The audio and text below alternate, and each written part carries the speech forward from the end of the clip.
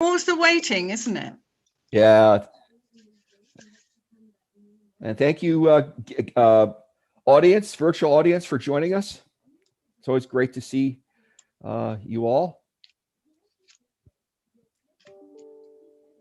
Okay, we are just about ready to start in about 10 seconds. Ready? Everybody ready? I think so. Yep.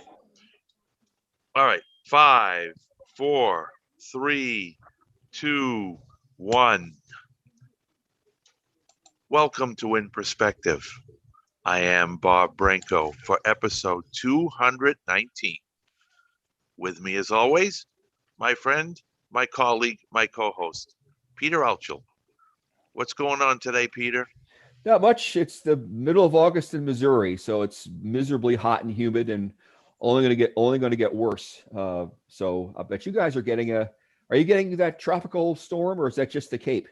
They are anticipating on Sunday that we will be getting some semblance of the storm.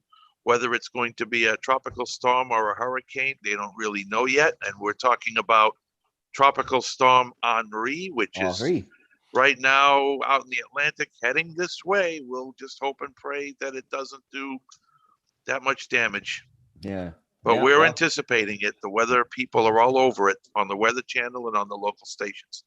Imagine that. Maybe we'll forestall the Red Sox misery, but we digress. That's a subject for another time. Yeah, exactly. Before we continue and before we introduce our guests for the program, let me offer thanks, as I always do, to those people who make it possible for In Perspective to be aired. We start out with Raymond Gay, our producer, for helping to make In Perspective a quality program. And of course, we will definitely thank Tom Dolly, who broadcasts our shows on Rosie's Place Greeting Board number 15. Thank you, Tom. Also, our media outlets for airing our program. Thank you very much. And finally, to Jacqueline Sylvia, our website designer from JS Web Solutions. She archives In Perspective on my website. All you need to do to find the archived programs is to go to www.brancoevents.com, arrow down until you get to In Perspective podcasts, click on those, and you will see all of our archived programs from latest to earliest. Merci, Jackie, and thank you to all of you who make us sound better than we actually are.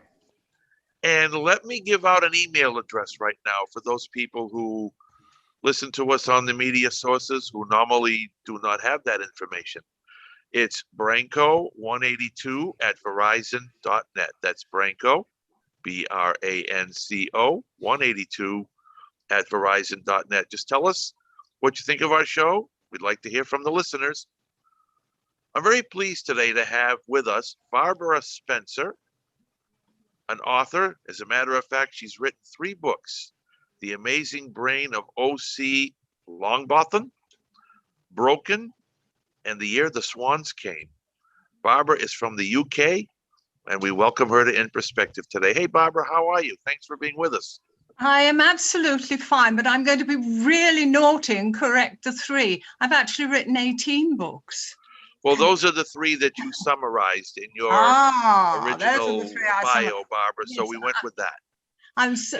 Unfortunately, I've been at this an awful long time, and I'm getting very elderly. Well, you've written 18 books, which is a lot more than I can say for myself. I have written 5, and Peter, you've written 2 or 3.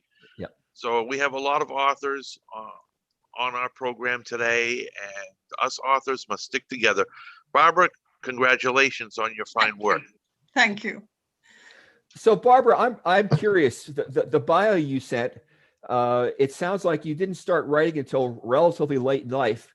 So talk about your earlier life and the sort of the adventures you had. I had an amazing earlier life. I was born at the time when women were just expected to get married, I suppose, and I didn't. And I developed an interest. My mother took me to watch a cricket match in Birmingham. It was, I know you don't do an awful lot of cricket in the US, but we were very attached to cricket over here. And I absolutely fell passionately in love with the West Indies cricketers. I was only 18 at the time. And for the next 10 years, I watched all the matches and watched television and so forth and so on. And winter was coming up, no cricket. And I said, you know, I'm going to go and watch a test series in the West Indies, which was not done then, certainly by women. So I saved my money and I went over and did that. That was in the late 60s. And I didn't come back, basically. I tell the children in schools, my mother thought I was going to be away for 6 weeks, and I was away 6 years. Do you think she was worried by then? But in fact, I was away a lot longer than 6 years, because I first of all stayed and got various jobs, and I was sent by an American woman who was opening secretarial schools to train as a teacher. And after that, I went back to Grenada in the West Indies, where I taught for some years. And then I went off and worked in New York. And from New York, I joined a US technical company, and they sent me to Far East, the Middle East, everywhere. And I was settled in Greece for some years. So I mean, I was one of the first women in Saudi. I had an amazing, amazing existence for many years. You are well traveled. I was well traveled then, but only certain countries, and not much of Europe, mostly the Middle East and the Far East. And when I came back to bring up my daughter, when she was a little bit old enough, she said to me, you know, Mum, teaching swimming and tap dancing, it hasn't got much of a wow factor. And that was true. I was bored. And so I thought, okay, while I'm watching my daughter train, I'm going to write a book for children. And I did. And that's how I started. So before you go on to your writing, I'm curious about something. You talked about a lot of your adventures in the 60s, and sounds like, you know, through 70s and 80s and maybe 90s around the world. And as one of the first women in various places, what was that like? Well, Saudi was quite interesting because I happened, as I got off the plane, to be following a man, sort of 6 steps behind, and the customs officers took no notice of me, waved me through with the man because they thought I was his wife, and women weren't included. And so when I came to leave Saudi, I had quite a bit of a problem because I hadn't gone into Saudi. And I worked as an interpreter in Saudi for the French contingent. It was a crystal company from Paris, and they were presenting their goods to the Saudi market. And the son translated from Arabic to English. I translated from English to French. So that was how we did it. So it was very, very different. Extraordinarily different. I got myself into several wars. I was in the first Middle Eastern War by accident, and I was in the first. Was that in 67? That was 73. Because there was a war in the Middle East in 67. Yes, that was the Israeli war. This was the uprising in Lebanon. Lebanon had 3 lots of people in there, and there were several uprisings. I got myself into one of those, and it was the time just before they started kidnapping when I went, and we shouldn't have been there. And of course, we arrived to find the airport surrounded by tanks, and our hotel surrounded by soldiers in sandbag gun emplacements with machine guns, because the war had started. And my boss and I, eventually, 3 weeks later, when the exhibition was finished, we left Beirut on the floor of a taxi, because we just heard that one of the stewards had been shot going to the airport. You had to go through the Palestinian camp, and he'd been shot. So we sat on the floor to keep our heads down so we couldn't be shot. They're quite exciting. I'll say a bit scary too, I would imagine. That was very scary. Sure. And also they were taking pot shots at lighted rooms. So we couldn't walk to the windows. We crawled to the windows and drew the drapes before putting on the lights. Otherwise we were target for the sharpshooters. Yeah. And one other question, again, before we sort of veer into your writing. You make an allusion in your bio about the Miss World competition. Oh, yes. That was 1970 in Grenada.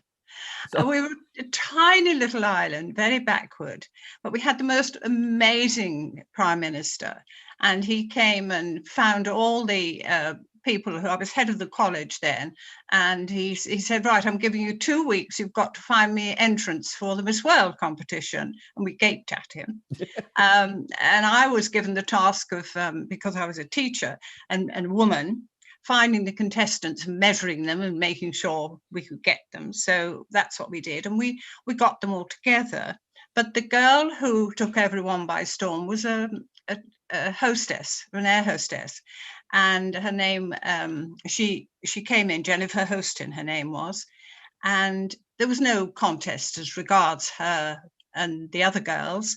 We sent her to London and she became Miss World. Wow.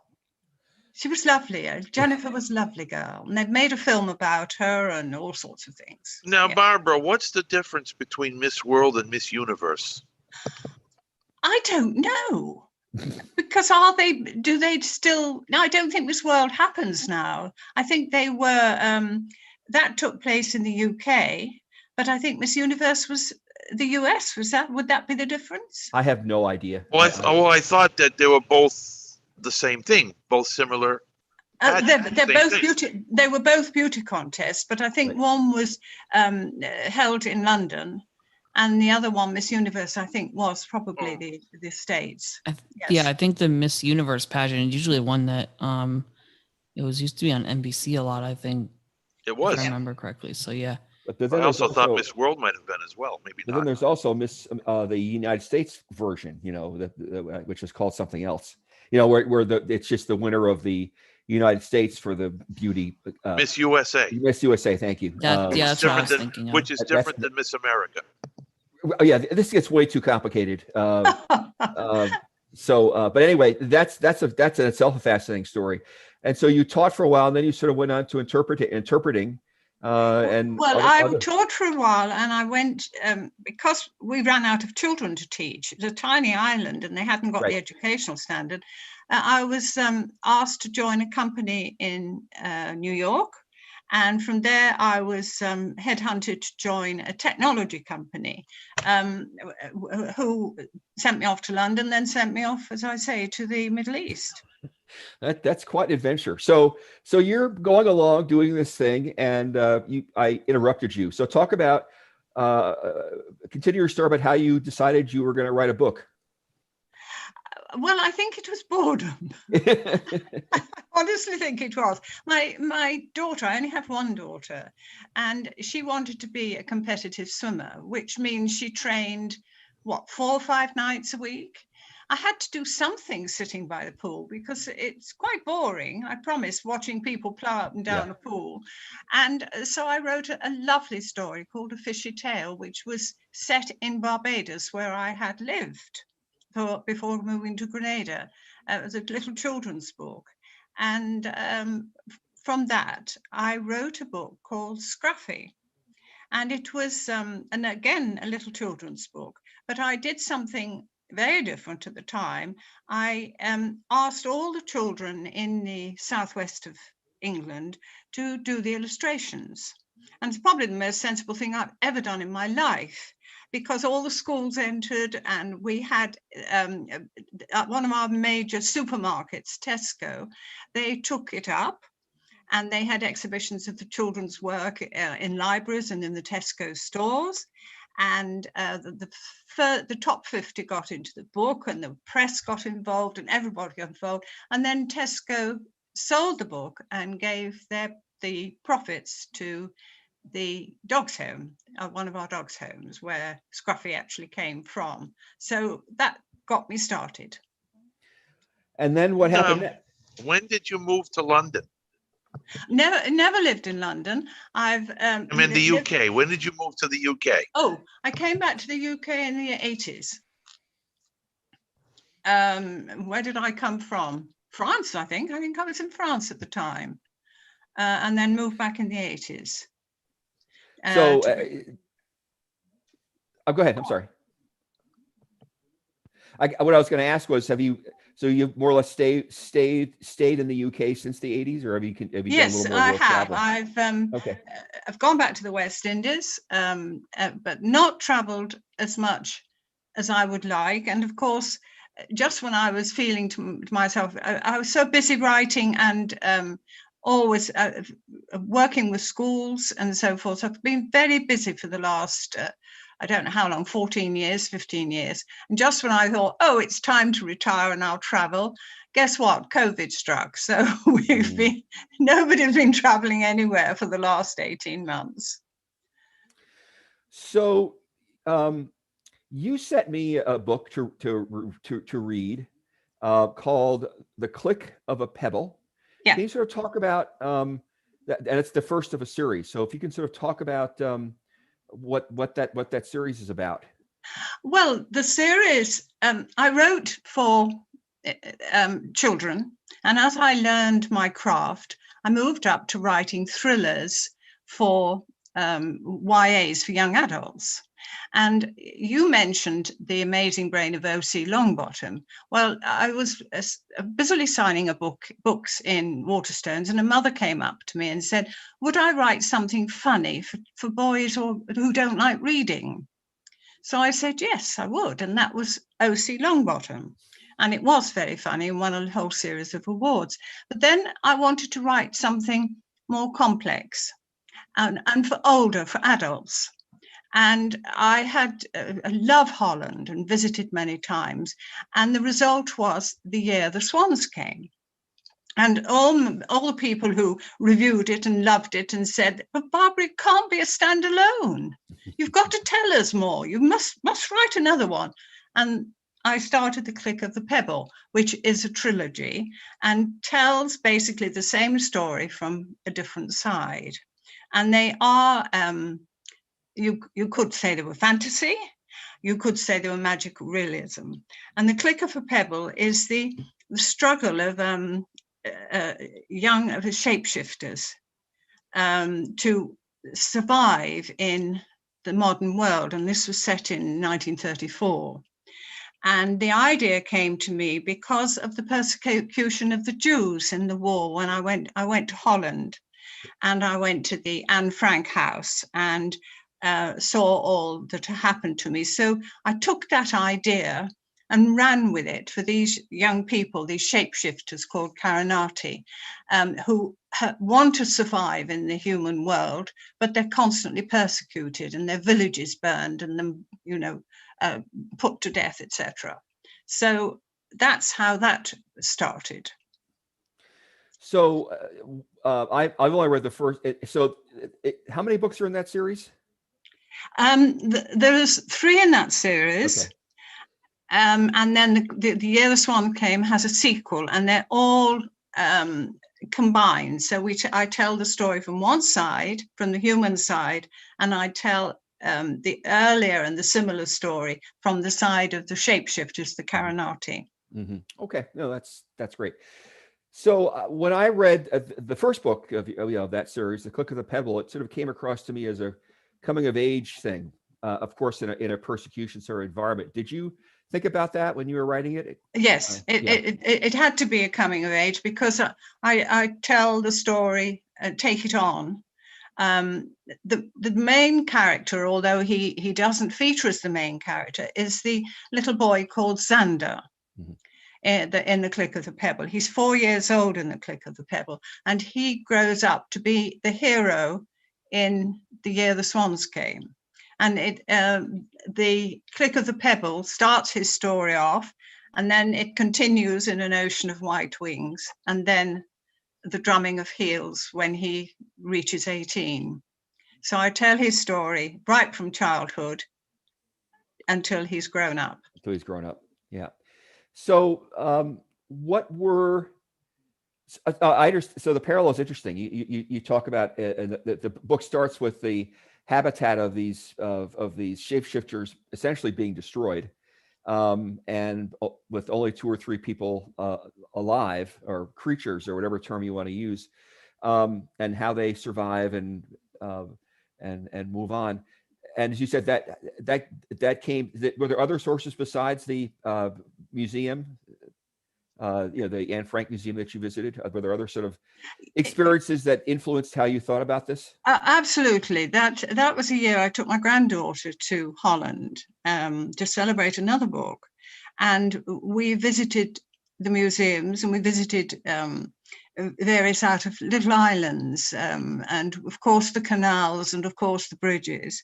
And there was in the museum statues of a Greek myth called Leda and the Swan, and it's the story of Zeus, who comes down to earth disguised as a swan and seduces Leda.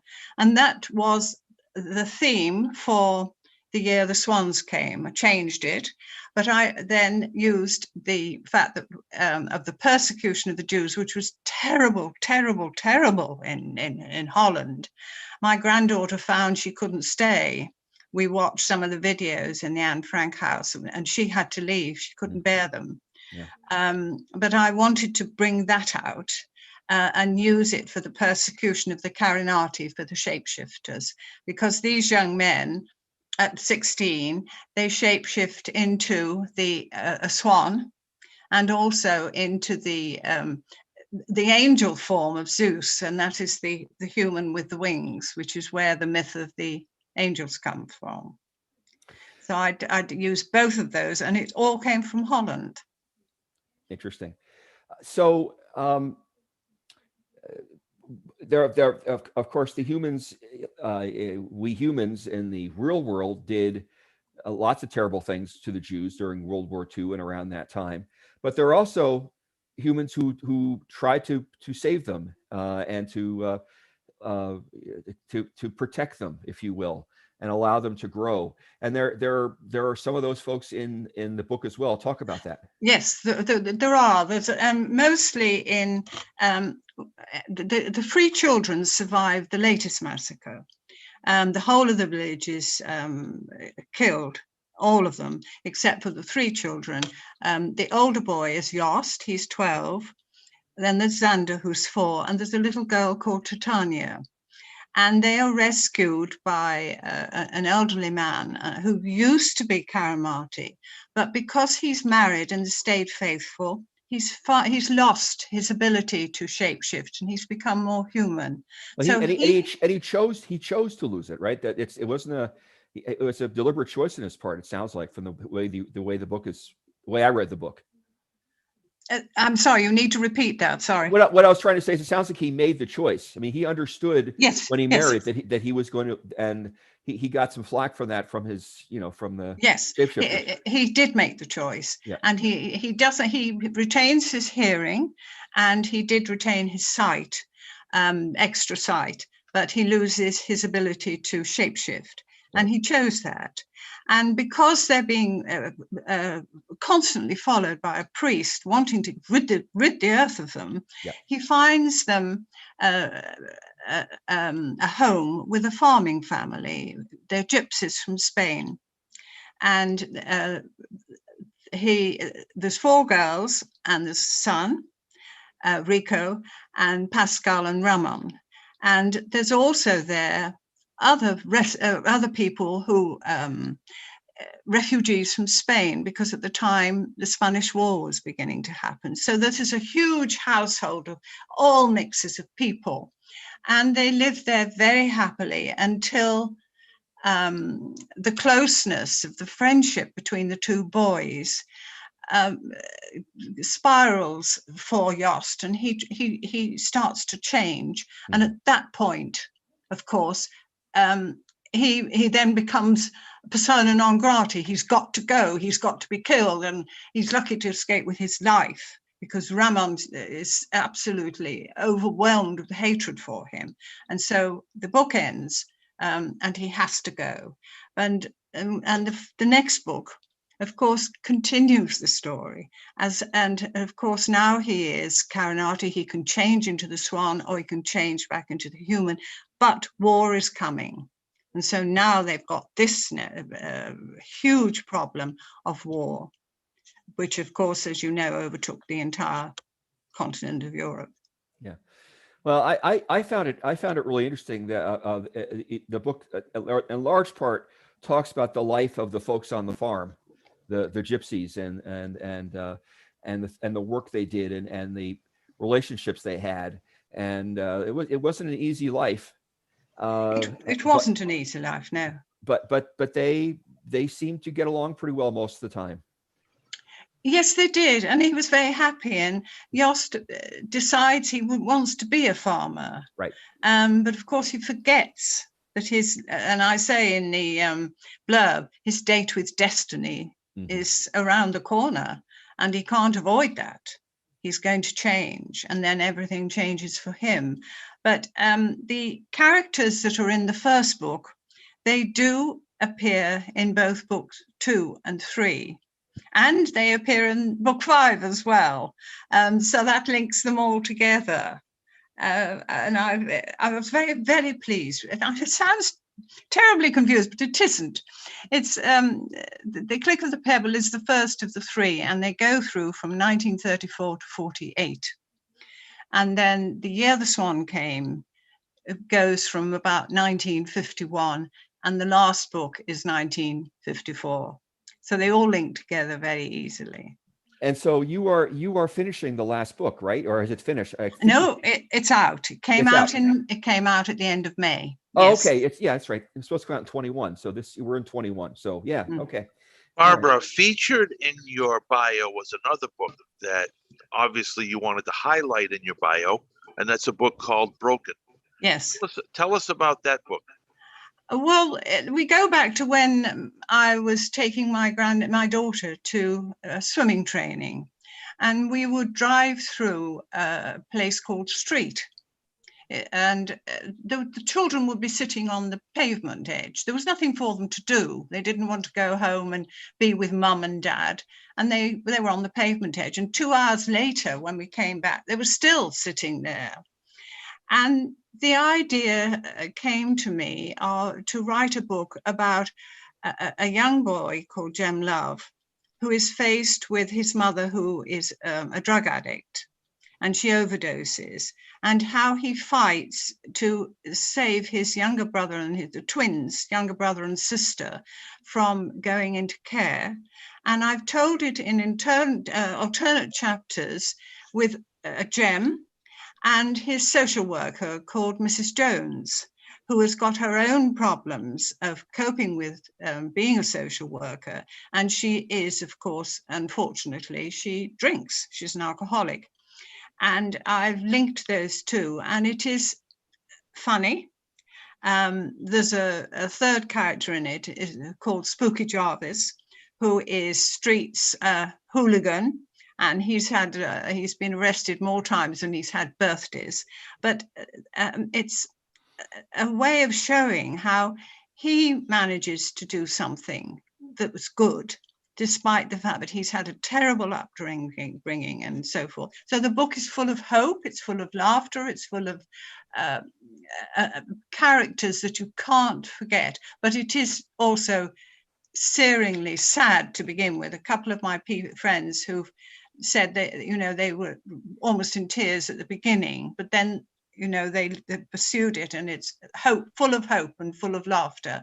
And there is hope right at the end too, that they will survive. Is this in the modern era?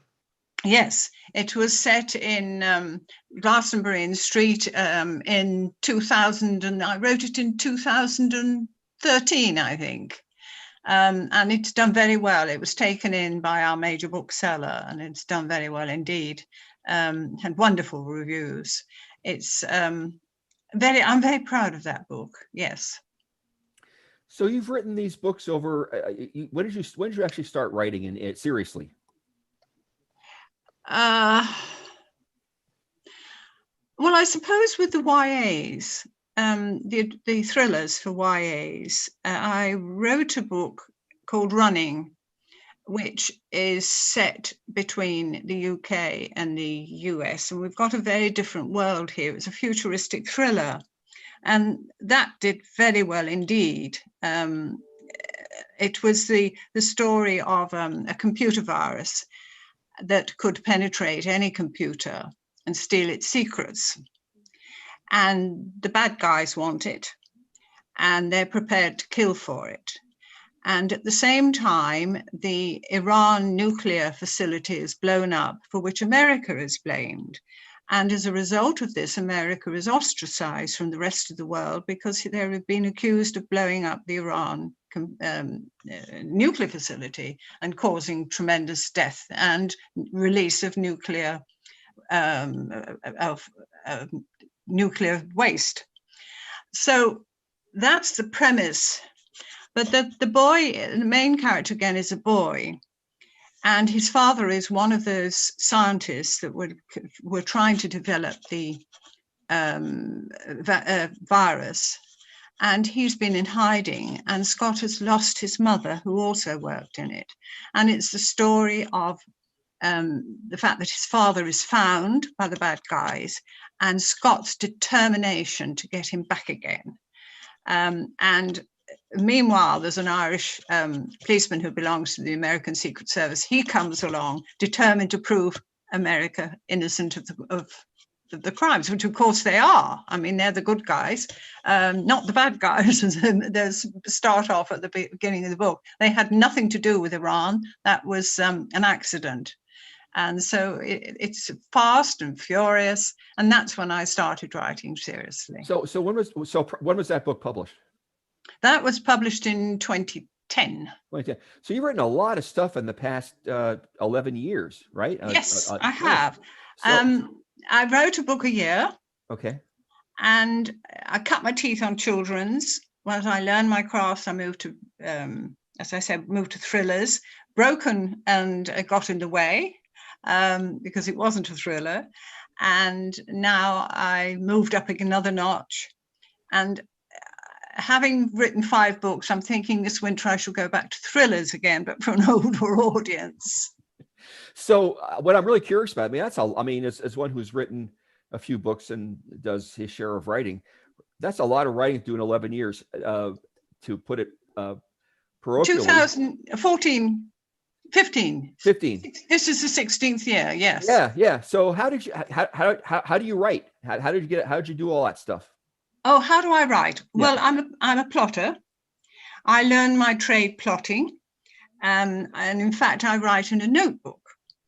I don't write on a computer, and I show this to the children that I'm talking about learning to write, and I say, "Oh, who cares about full stops and commas and punctuation? Just get it down on paper." And that's how I did it. I got it down on paper, and then I transferred it onto the computer. So all my books were written by hand, and they used to take me the children's books.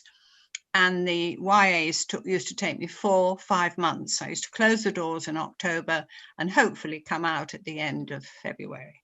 Earlier in the program, you referred to a YA. Could you please explain what that is for our listeners? Oh, I'm sorry. Yeah, it's a young adult. Okay. I'm not quite sure of the term in the US, but young adult in the UK is 12 plus. Adolescent, yes, 12 plus. And it's our secondary school. So it's really 12 up to 16, 17, that sort of thing. So talking about the young adult genre for a moment, since that's come up, I'm sure most of us are familiar with, if we haven't read the Harry Potter series. Do you, Barbara, view that as young adult or more toward the adult end of things? Well, Harry Potter was written as a children's series. Originally it was, yes. Originally, which is interesting because J.K. Rowling proved once and for all that children could read long books. So before that, we were very tightly controlled as to how long a book should be for children, but she sort of broke it all open. So we could, and we also found we could cross over. Lots of my YA books are read by adults, which is fabulous. And you've said this is the Click of a Pebble is coming of age. So that too can be read by an adult audience and also a top teens audience, 17, 18, that sort of age group. And so that's what the age group I'm writing for, a crossovers, adult, top teens. Yeah. And that's from The Year the Swans Came and also The Click of the Pebble. Because I read the Harry Potter series when my niece was growing up, and the first 2 or 3 books I could see being a children's book easily, and once you got to book 4, it got much darker. Yes, it did. And more adult, if you will. Of course, Harry was becoming more of an adult too, of course. Which, of course, yes, is the point. And it never didn't bother the children at all. No. I used to do, in fact, for 3 years, every Saturday I was in a Waterstones, which is our major bookseller, and doing a signing. And the children would be sitting cross-legged in front of the stand with J.K. Rowling. And around that time, we also got the Hunger Games came in, and that same thing there. Children would be dragging their parents over saying, oh, you've got to read this, Mum, you've got to read this. And they weren't written for adults either. They were written for teens, and they've been read, with both age groups. So we've got a lot of crossovers. It is time for our participants to ask questions of our guests. So Ray, if you would like to coordinate that and see who wants to ask questions of our guest, Barbara Spencer. Okay. Author of 18 books. So to just so we can do this in an orderly fashion, we will have everyone raise hands. Alt Y on PC, Option Y on Mac, and then star 9 on the telephone, and under the More tab on the smartphones. Our first question will be from Ann Chiapetta. I apologize if I have your name wrong. Chiapetta, sorry. Chiapetta's fine. Hi, Annie. Hi, Ann. Hi. Barbara, I have a question for you. And I would like to know which character in any of your books, it could be any books that you've written, that you identified with the most, or or even which one you identified with the most, and which was the most difficult to write? Oh heavens! What a question! I think the book, the character I identify with is Molly in Time Breaking, which actually is still very much about. It's a story of a young girl who goes back in time. She doesn't get on with her parents. She finds them very difficult. She loves her grandmother, and she wishes she had different parents. Well, of course, her wish is granted in a way, because she falls through a time chute and reappears in 1648. And that character I really identified with. I love that character. Which was the most difficult to write? The Year the Swans Came was the most difficult book I've had, because I had to be terribly careful. I love the central character, who is Maidie. Many people felt they wanted to throw a brick at her, because she was very gentle, very self-effacing, very kind, very patient, and everything was about her best friend, Ruth, who is beautiful and gifted, and Maidie was always in the background, but she is the most fantastic character, and she took me a long time to get right. Thank you very much. A pleasure. Thanks, Anne. Cheers. The Year the Swans Came has been probably my most successful recent book. People absolutely love it. But young people, very young people, they hate it because of Molly being, Maidie, being such a gentle, self-effacing character. And they kept wanting her to get up and shout and scream and bellow. And I kept saying, no, no, no. So I was like, well, I didn't do well with a younger audience, but I've done very, very well with an older audience. All right, Well, next up is Marcia. Marcia. Hi, Hello, Marcia. Barbara. Can you hear Hello, me? Marcia. We Nice can. We can hear you. Your books for young readers sound fantastical, but so does your personal life history. I'm wondering if you've got a memoir in there somewhere about the, choices you made as a young woman to leave home and not marry, and the, alarming situations you got yourself into. I'd love to see. People keep saying this, Marcia, and I have thought, I was advised a little while back that I ought to write it and not allow it to be published until after I've died, because it's quite, dare I whisper this, there are bits that are a bit scandalous. I had quite a colourful past at the beginning, I'm afraid. And I'm really not quite sure if I really want my grandchildren to know all about it just yet. So I think I'm going to hold off on that just for a little while. I'm wondering, though, Barbara, hearing the abridged version of your early life history, in Grenada and West Indies and Saudi Arabia and other places, in Greece, and the various wars you experienced, and I'm sure things that you haven't talked about, they must have come through in your books in ways that that come through subtly or not so subtly. Your experience you talked about earlier in the program.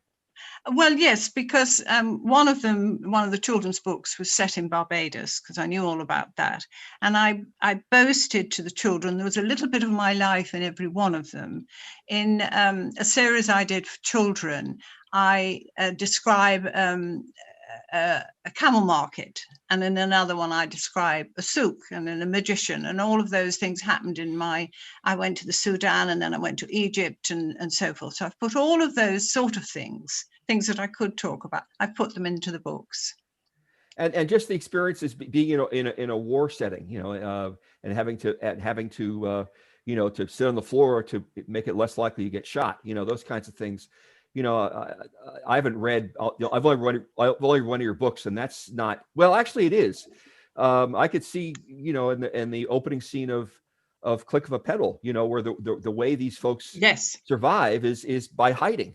Yes. Now that I think about it, I haven't used those because the idea hasn't come to me yet, and the idea I'm thinking about, not quite, it wouldn't fit either. It's got to fit. Yeah. I have a darling guy who does my painting, and I saw him the other week and said to him, would he come? I need my walls done in my sitting room, you see. And he said, yes, sir. I said, well, when? So he said, well, that depends. He said, if you put me into your next book, I'll come next week. And if you don't put me into your next book, it'll be 4 months. So I said, no, I haven't got a book about a painter. I'm awfully sorry. Barbara, do you have a website or a source that people can turn to to look up your work? Yes, it's just www.barbaraspencer.co.uk. www.barbaraspencer.co.uk. I assume it's www.barbaraspencer, right? That's right. .co.uk. Yes. Yes. And I'm also on Facebook, Barbara Spencer author and Barbara Spencer. They're both on Facebook. All right. I believe our next question is from Beth on the telephone. You're up next. Hello, Beth. Hello, Welcome. Beth. Hello. Hi. I was just going to tell her, yes, your books for young readers sound very interesting. I read The Chronicles of Narnia as an older adult after I saw the movie, and I was I'm gonna like, say, I saw that movie, Beth. Yeah, and I'm like, you know what? I want to read all, and I thought it was fascinating that he wrote those as children's books. And then after I finished with the book, my aunt ordered it from Audible, and she's older than I am, you know, and I thought it was so funny. I think we do, because quite honestly, some of the children's books are beautifully written and they're fascinating. And they're really good reads. The stories are wonderful. Yes. I have to confess that I read the first of the Narnia series, The Lion, the Witch, and the Wardrobe, in 5th grade and loved it. And then when the movie came out, I reread it as an adult, and I found it. I didn't enjoy it. Yes, I did not enjoy it. I did not. No, you did not enjoy it. I did not enjoy it. I was really looking forward to reading it through the eyes of an adult, and I found it sort of way too.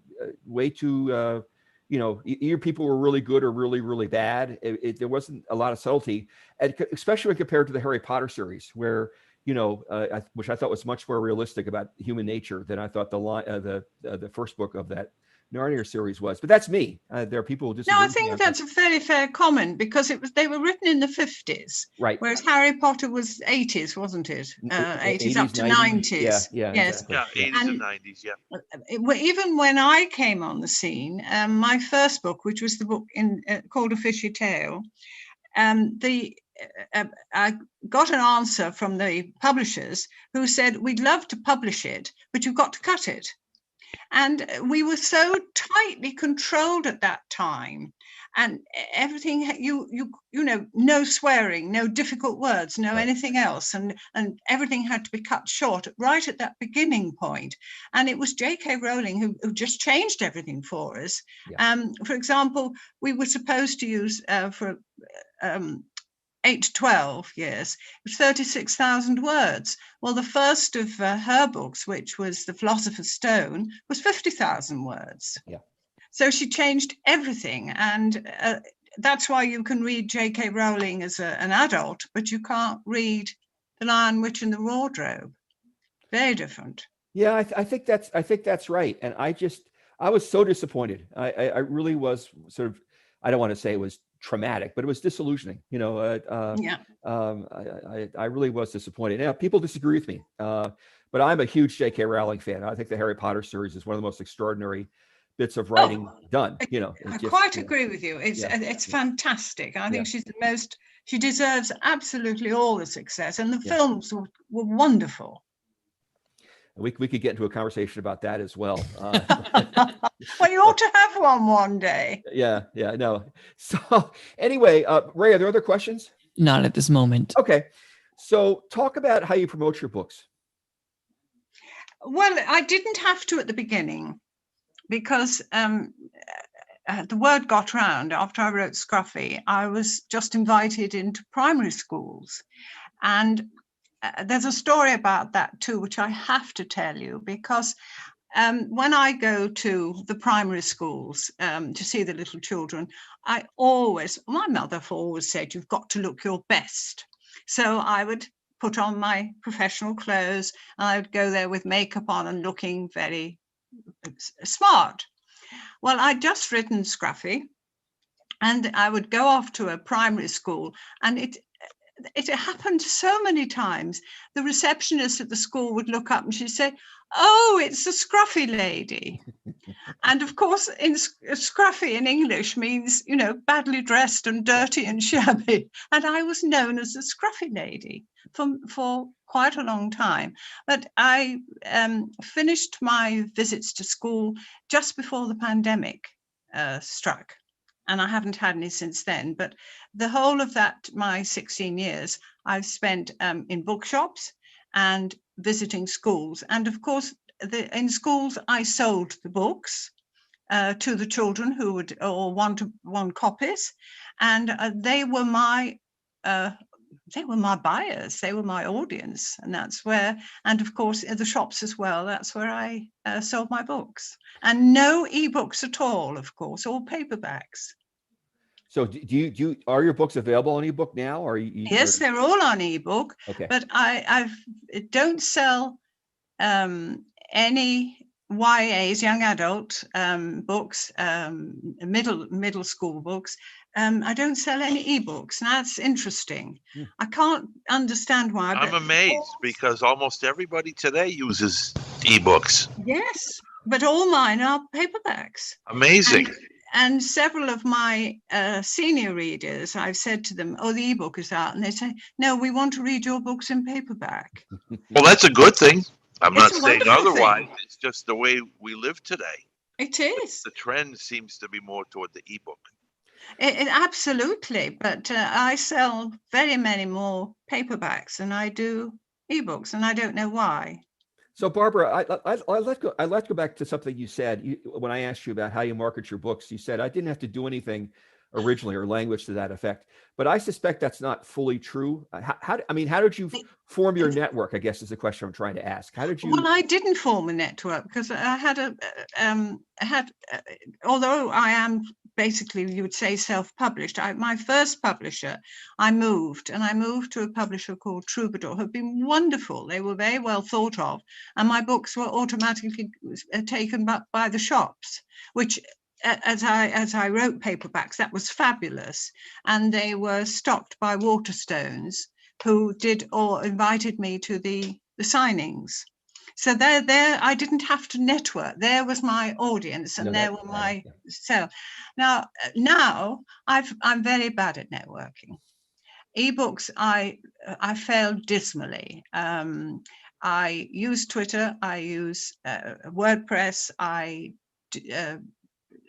do all sorts of blogging and so forth, but I'm not good at it. I really would prefer to write and forget all about it. Mm-hmm. Mm-hmm. So how did you connect with, you called it Troubadour Publishing? Is that right? Yes, it was Troubadour right at the very beginning. My first publishers who did Scruffy, and then they did A Dangerous Game of Football for me. They sold through the first editions and I wasn't happy with them. So I looked for another one, and Troubadour were the best that at that time in the country. And they've done very, very well for me, really well. I couldn't fault them. And my books did sell well. Yeah, that's terrific. So before we, yes, Ray. Musi has a question, and then Marcia. Okay, so Musi. Yes, I want to know about Scruffy. You want to know about Scruffy? Well, yeah. He was my aunt's dog, and he was one of those dogs that you couldn't tell his breed, but he was wonderful. He was the loveliest, kindest, most gorgeous dog. He was a stray, and my aunt got him from the local dogs home. And I always said to my family that I would write about Scruffy because he was great friends with the cats. We had cats. We lived in the country at the time. My sister was a cook, and she had a restaurant in a farmhouse, and we lived out in the country, and I did the garden. I was very young. And we had all these animals, and I had one called Mallow, who was in the book, Scruffy, and we had a whole series of cats. And so I told stories about all of them. And Scruffy was amazing. There is one story that the school children absolutely adore, and it was about Scruffy and Mallow getting lost. And nobody could find them. I wasn't there. I was in America. And my mother told me about it. And it was winter. And Auntie, whose dog Scruffy belonged to Auntie. She went out everywhere to look for them, and it didn't come home, and they didn't come for tea. And she eventually said, I've got to go again. I've got to go again. So she goes out over the fields, traipsing, calling, Scruffy, Mallow, nothing. And then out of the mist comes Scruffy. And he walks up to her and she said, oh, Scruffy, where's Mallow? So he turns right round and takes Auntie all the way along the field to where a big briar patch is. And there is Mallow's bottom. Now, you can imagine me telling this to 5-year-olds, can't you? They absolutely adore it. And I said, and there in front of her is Mallow's bottom. And the thing was that Mallow loved chasing rabbits, and she used to forget where she was going, and she obviously chased a rabbit, chased the rabbit down the hole and got stuck. Yeah. Couldn't get out. So Auntie pulled and pulled and pulled, and eventually Mallow comes popping out and bites Auntie, and they fall on top of Scruffy, so they're all on the ground. And the children love the story, and it's absolutely true. We have about 2 minutes and time for thank one you. more. Marcia. Quick question. I'm wondering about the children's books, if they're illustrated and how you managed that. I've had some wonderful illustrators. I've had about 4 different girls, and I've got a marvelous girl now who does my covers. I met the first illustrator in a field when I was over Scruffy, and she was fantastic. Her name was Abby Hibbard. I met the other one at a book signing. She was at university, and I helped her get a degree, and she was fantastic, and she did time breaking. And I met a third one. She was also at university in Portsmouth, and she came up to me, and I said, okay, and she did the Lions of Trafalgar for me. So they did all hand covers, and there was another young woman did some of the drawings from the insides of the books in the ones that were illustrated. And again, I just met her. There you and go. she Well, submitted thank the orders. Barbara, thank you very much for appearing. I just would like you to let the listeners know once again your website so that they can look you up. Okay, www.barbaraspencer.co.uk. www.barbaraspencer.co.uk. That's Barbara, right. it's been a real pleasure having you on In Perspective today. And Thank you good luck. so much. Good luck with all of your books. Hopefully that you will sell some more in ebook as well as paperback. Yes, And, I hope so too. And, congratulations once again to you. Us authors must stick together. We must, absolutely. Yes, we do. Next week, we're going to have Ellis Hall. He is a musician. He is known as the ambassador of soul. He went to my alma mater, Perkins School for the Blind, so it should be fascinating. I want to thank our participants as well as Peter. Peter, you're going to be taking a sabbatical for 3 weeks, so I will let everybody know who your fill-in co-host is going to be. If you don't mind my saying, Peter, you'll be getting a guide dog, and that's why you're going to be away. That's what it looks like is going to happen. Yep. Well, good luck with that. Thank you very much. Hopefully you'll have a good match. I hope we'll have a good match. And so I probably won't be around for the next 3 weeks, but if I am, you'll hear from me. All right. Thank you, everybody, for another edition of In Perspective, and go safe with God. And we'll talk next week. Take care, everybody. Goodbye.